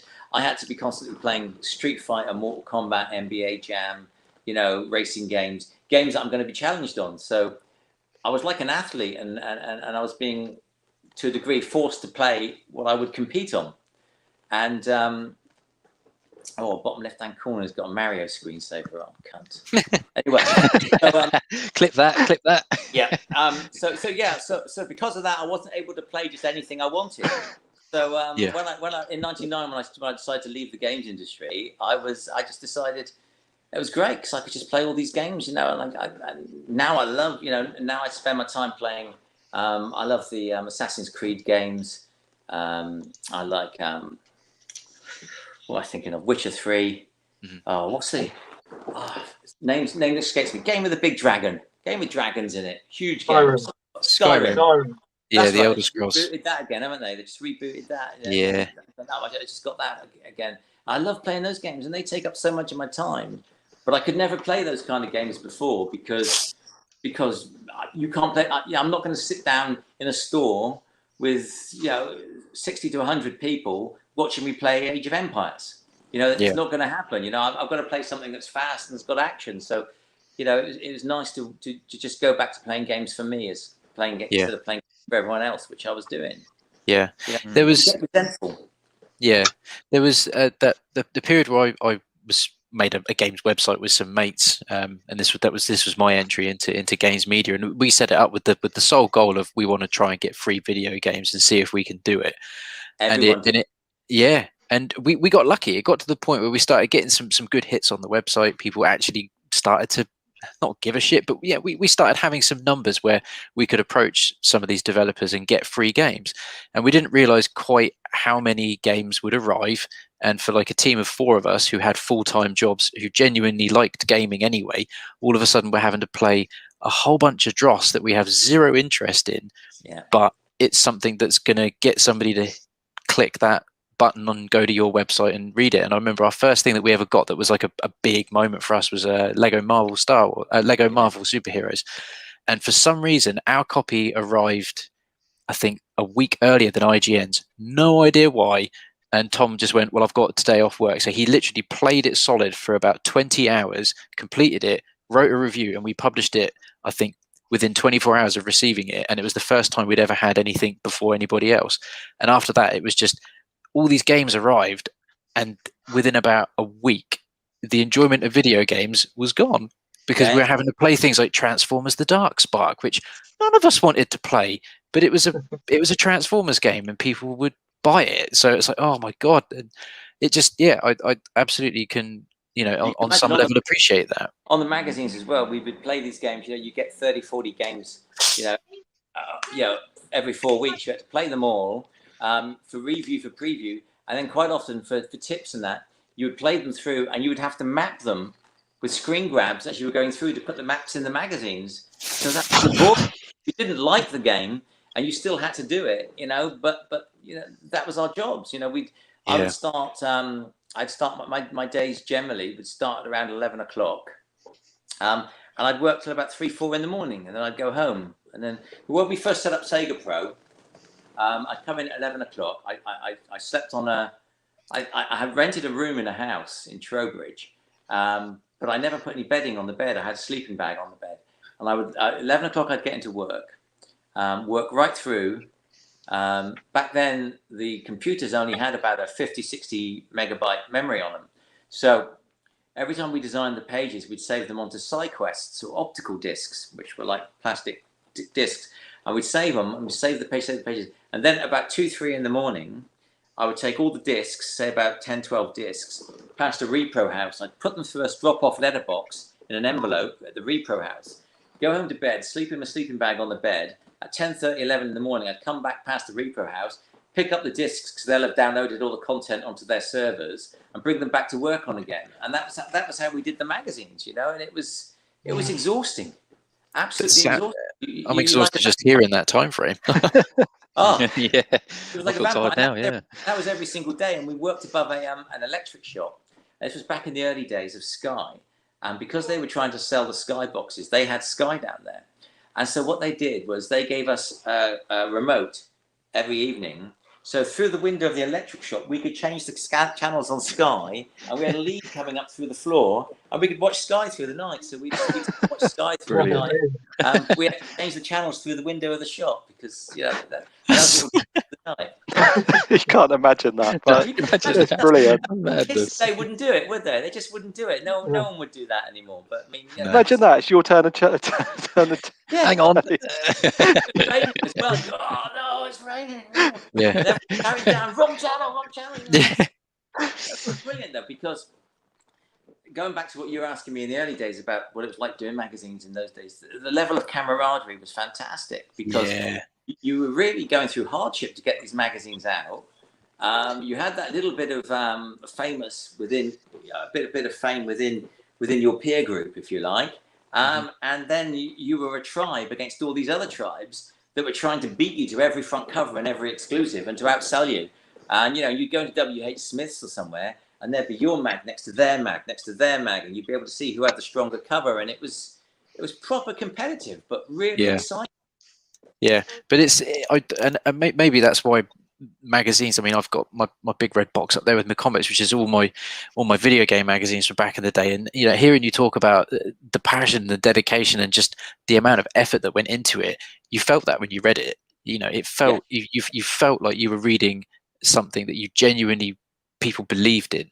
And it mattered because back then it was all new, and we really believed in it. We really loved it. We were so passionate about it, and every month was different because every month somebody was pushing the bar. Everybody was raising the benchmark. It was growing. There was a real momentum. Now I feel everything's bottomed out a little bit. Technology goes up, graphics go up a little bit, but kind of what's being done and what can be done has bottomed out a little bit. It's plateaued, and so the passion's gone with it. And certainly since the internet has taken over from magazines, a little bit of the buzz has gone because you used to be so excited about waiting for that next issue and reading it, going through and looking at the pictures and wondering what it would actually look like. Now you've kind of played the game before you've played the game, which is a bit of a. Yeah, 100%. It used to be that you would, like you say, see that the front cover, and that would I've again vividly remember seeing the Ultra 64 as it was back at that on the cover of Total magazine. I was going to buy the magazine anyway because that was my Nintendo mag, but it was just I couldn't wait to get it off the shelf and paid for, because you just like, oh my god, it's got that in it. And like you say, now the information is just shared so quickly and so rapidly, and a lot of the things are kind of ruined before you've even had it now, because you get like a teaser trailer, which is designed to do its thing, but then you'll get another trailer, and then you'll get the gameplay trailer, then you'll get the game reveal, and then you'll get at E3 like they'll show you 17 minutes of gameplay, and you're like, as exciting as this is, and it's wonderful to see. I feel like like you say, you feel like you've played the game to some extent. So when you actually put the game in and play it yourself, you're still thinking, oh, this is great, this is a fantastic experience.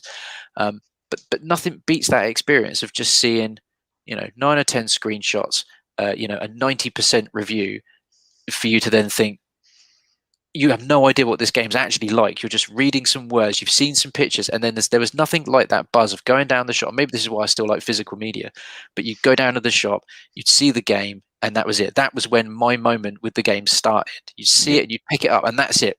That's me. My enjoyment has started already, and the car ride home, and it's just things are always more valuable to you if they're hard to get. You know what I mean? If you have to fight for the information, because with video games back then, you had to fight. You had to know which magazine had what pictures. You found everything you could, and like you say, you developed an emotional attachment to that game to the moment you actually held the game in your hand and took it home with you. And so it really mattered to you because you'd had to fight to find the information. When the information is so freely given, a little bit of the value of the game goes with it. It's like music today. You know, I remember going down to the music store and buying a vinyl album. It's something I do again now. And you buy a vinyl album and you take it home, and on the bus you'd read the cover notes. You get it home, you take the record out.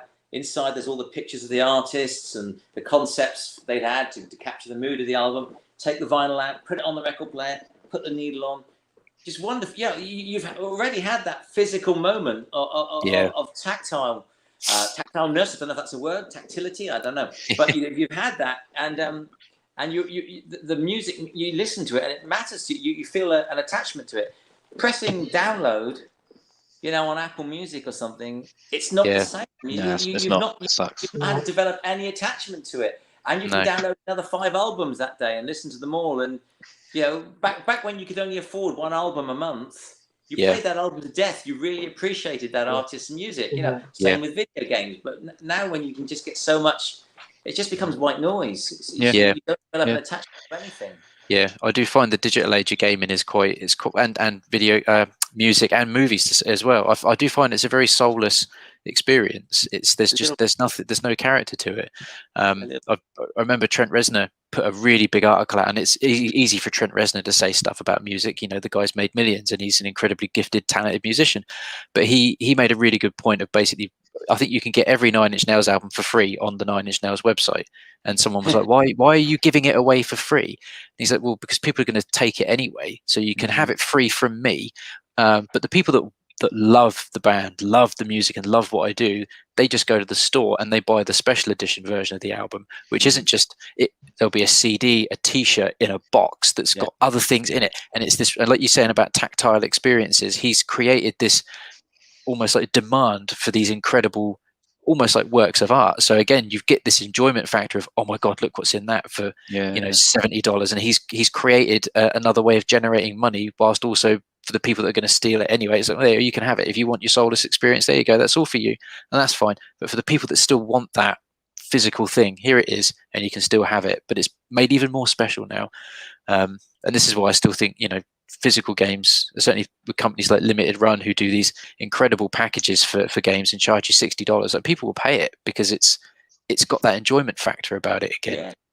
I get that. I get that. Did you keep any? I guess when you were running the magazines and publishing magazines, you must have been given consoles, games. Have you kept a lot of that stuff that you sold? A lot of it. I moved house a few years ago, and I sold a lot of stuff when I moved house, and to collectors and that, because I had a lot of stuff that was quite valuable and quite rare, and because it belonged to me, it had a certain value to certain people as well. And I also had a huge collection of limited run stuff and stuff that had been programmed specifically for me, and ROM boards with chips on and things like this. When we used to get video games, we didn't always get the finished game. We'd get a motherboard and we'd get the ROM chips, and you'd insert the ROM chips so you could play the games and put them in the cartridge. You didn't get the finished cartridges early on.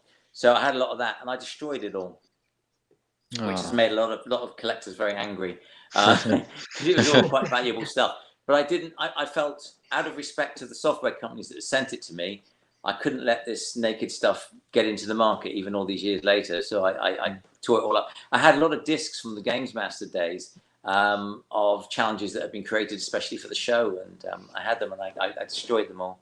Out of respect for the developers, which I regret a little bit now. But I go through fits and starts. I think I'm done with gaming, and I destroy things, and then I find my love for gaming again and come back. Is that an original Mortal Kombat machine next to you?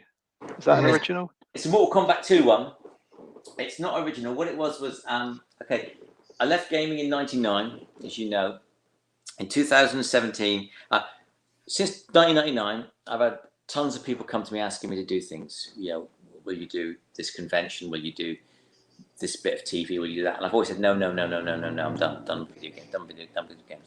A guy called Craig Turner came to me, and he does the retro revival shows up in Birmingham, and he wanted me to come and be a keynote speaker at his show and talk to a bunch of people about gaming and that. And I said no, of course. I always say no. But he's a nice guy, Craig, and he chatted to me, and he said, I know that from reading some of your old interviews, you've always had an urge to own a Mortal Kombat machine. And I said, yeah, a Mortal Kombat 2 machine. I've always wanted one. He said, if I get you a Mortal Kombat 2 machine, will you come to Retro Revival and do it for me? I'm like, yes. Yes, please. Let me change my tune. But he couldn't get a Mortal Kombat machine for me, Mortal Kombat 2 machine for me in good enough condition. So he had all the exact specs from Midway, including all the templates for the livery and everything. And he built me a complete Mortal Kombat 2 machine from the ground up. Oh, wow. That's amazing. The only difference with it is it's about an inch shorter each way, width-wise, than the original, because he couldn't find a CRT screen that was big enough to be the original size, and he didn't want to lose the integrity of the gaming by having a modern screen in there, an LED screen, a flat screen in there. He wanted it still to have the original CRT screen, so he had to just bring the dimensions down slightly so the CRT screen he could get would be the right CRT screen. So that's amazing. Yeah, it's amazing. Amazing.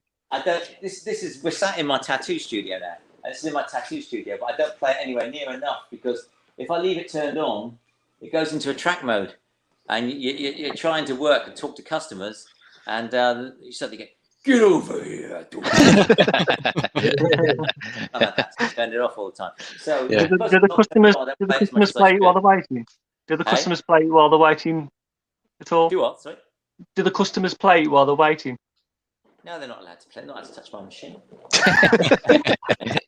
We're in the middle of a pandemic, Neil. Yeah, that's to sanitize it after. They're turned on. Yeah, I play them afterwards when they're sore. Yeah, yeah. So I guess one arm. You mentioning you're in your tattoo shop now. That kind of moves it on nicely, I think. To how did you move from, game magazines, being on game TV shows, movie magazine, then tattooing? What? Well, I started tattooing before I started doing GamesMaster.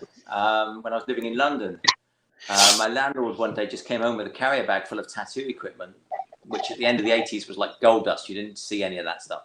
And I was excited by it just because I'd spent 5 years at art school and I was sick of sketching and painting and all the usual art forms. And I was excited about maybe doing something with tattooing. So I started learning how to tattoo. It was very hard to do because you had no internet, you had no real magazines at the time. And so I went along to a few tattoo shops and asked if I could learn to tattoo. And they, of course, told me to fuck off, which you should do. And so I started getting tattooed and watching what they were doing. And because I was already an artist, and I was able to apply a lot of the skills myself to tattooing. And then I stopped because I thought I was going to be famous and wouldn't need to do that anymore. And then I wasn't. So I started tattooing again. And then the internet started killing print. So I sold my magazines. And I'd begun tattooing again quietly. I didn't know what I was going to do if I didn't do magazines, because I'd always done magazines. And my wife said, well, why don't you just go back to tattooing and tattoo full time? So I thought, yeah, big change, turn it around. Because I wholeheartedly believe going forward that if you want security, you have to have a skill that's a hand skill. Because if the internet can do it, the internet will do it. So tattooing was a way of going back to something that was primal for me. And it was a hand skill that would allow me to live anywhere I wanted in the country, because I wanted to stay in the West Country. And there's no way you're going to do television or magazines in the West Country. So I went back to tattooing. And then in 2007, I opened this shop, which is back in my hometown where my family live. Did you want to plug it, Dave? Whereabouts is it? It's in Torquay. Revolver Tattoo Rooms. Beautiful. Revolver. Okay. Yeah, And- we've been here since 2007, so but for any business to last that long is good. So you know, we enjoy doing it. It's great. I come in every day. I sit in shorts, listen to rock and roll, drink coffee, and draw on people. So I mean, it's Lovely, perfect. It's pretty good. And I still got me Mortal Kombat machine to play on. So it's good. It's and then of course a few years ago I started doing the YouTube site because somebody asked me if I would do that. I had a few promises of people that were going to help me because I didn't know what I was doing. And unfortunately, they didn't really come through, many of those. But yeah, I taught myself how to do that and put a few things out. With the YouTube side of things, I just do it as and when. You know, when I first started doing it, people were like, "Oh, you know, he thinks he's still relevant. He thinks this. He thinks that." You know, I'm not relevant. You know, look at the age of me. You know, it's I just do it because it's to share the retro vibes. You know, if I've got some old footage or something or some old memories, I'll put them up there, and the people that want to watch them and listen to them can do it. And the ones that don't can fuck off. You know, it's free. I'm not charging anybody anything. Nobody, you know, it's not a Kickstarter or anything like that, or a Patreon site or anything. You know, it's just I just do it for gaming. You know, just occasionally because I enjoy it. I like the "We Wish You a Merry Christmas" video. That's quite a good one. Yeah, why not? Yeah, that did make me laugh when I watched that. It's like, ooh, Who else is going to do that? Do you know what exactly. Yeah, I mean? someone will be offended. Let's face it. Yeah, you tell me the Bikini Babes on beat 'em ups isn't huge. That could be a massive hit. Yeah. That's got summer hit written all over it. You know, if Baby Shark can do it. Yeah.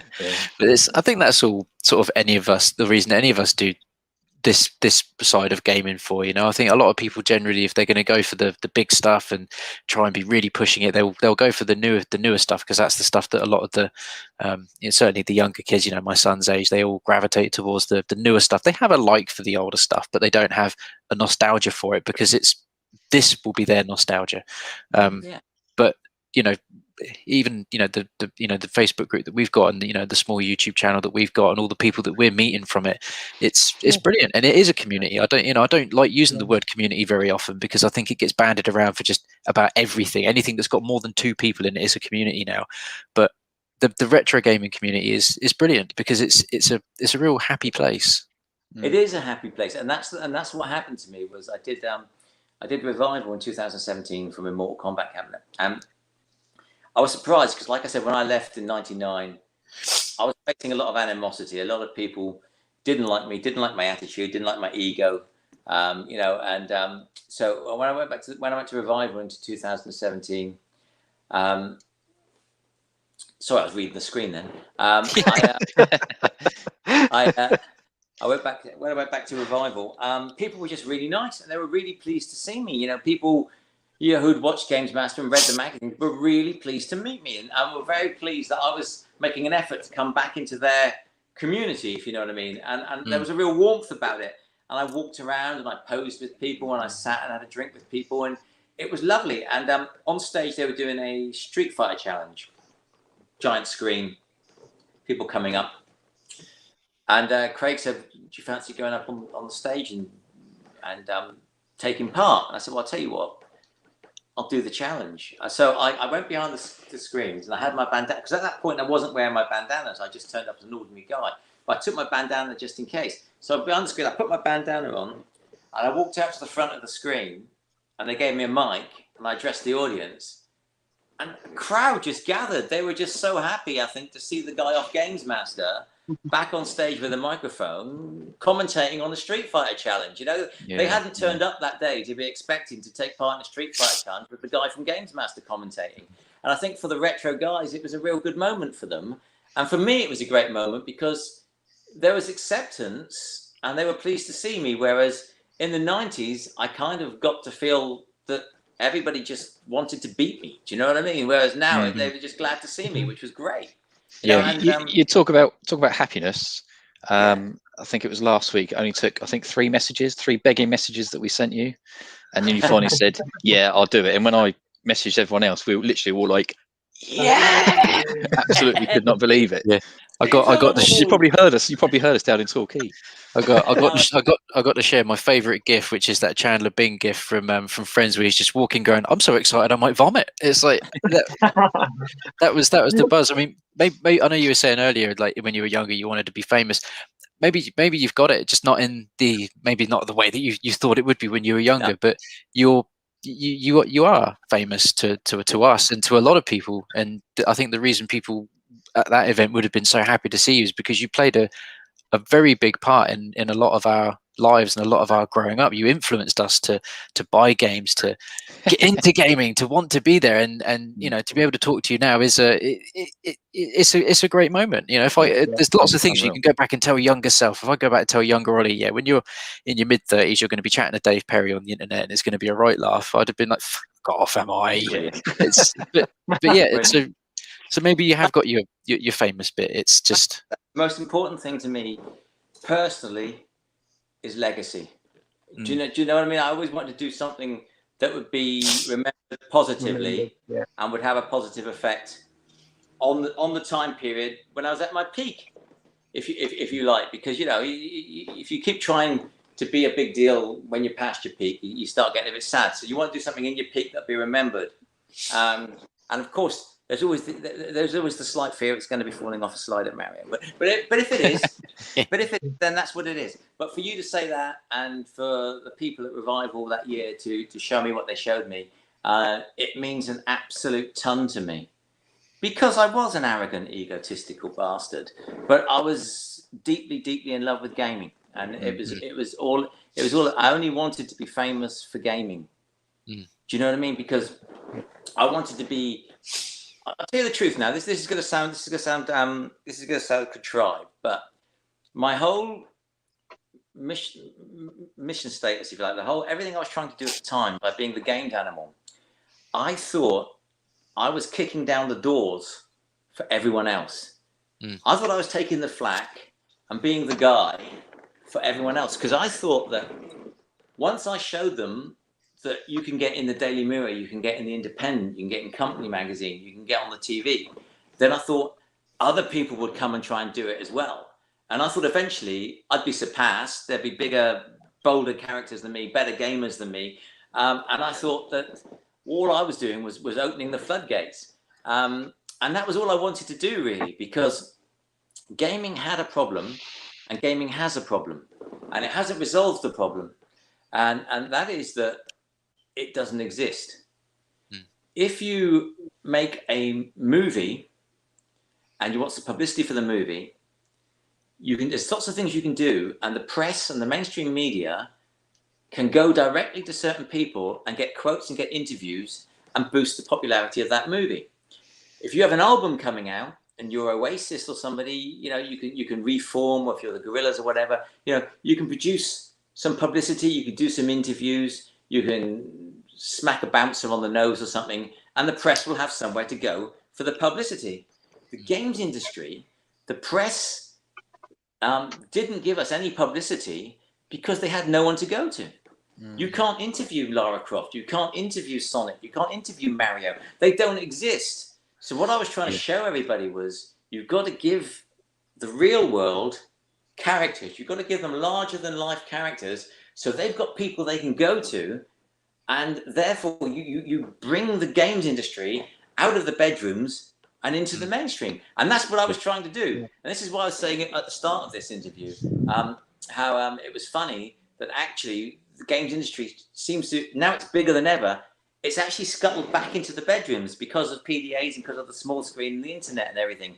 I always thought it needed to come out of the bedrooms. And I was trying to be that guy. And I thought other people would see it and think, fuck, that looks like good fun. I'm going to do that as well. But no one did. All they kept trying to do was to drag me back, or to bring me down. Do you know what I mean? But I thought we were all going to have great fun. I thought we were all going to become celebrities, and gamers were going to become, well, I don't know, almost like the runners on the Running Man or something. You know what I mean? We were all going to become WWE type characters. You know, that were going to be getting loads of attention, and it never and no one followed. I was kind of out there all by myself taking the shots.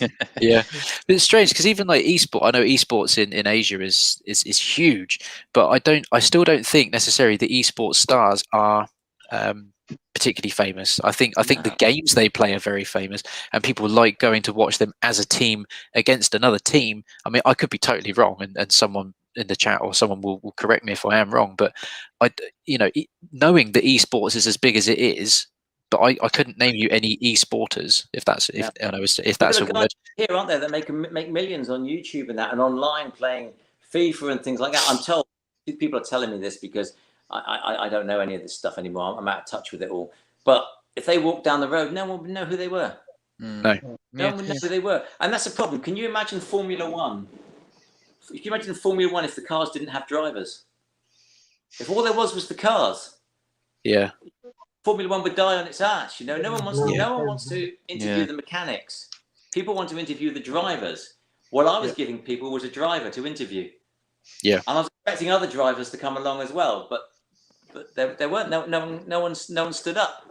Yeah, I like that analogy. That's great. Yeah. Full of analogies. I love it. Yeah, I think that's I'm conscious of the time, Dave, and we've had you for almost 2 hours now, and I think that's a brilliant analogy to end the show on. It's been a pleasure to have you, and I mean this from all of us. You are our number one guest who we wanted on when we started this. Number one. I like number one. I still can't believe you agreed to it.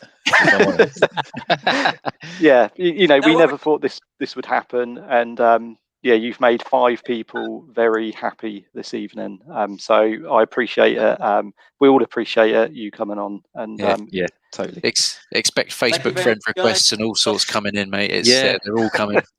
You'll have some great fun. Facebook I'm going for something I regret. Bye. Good. Take care. Wow.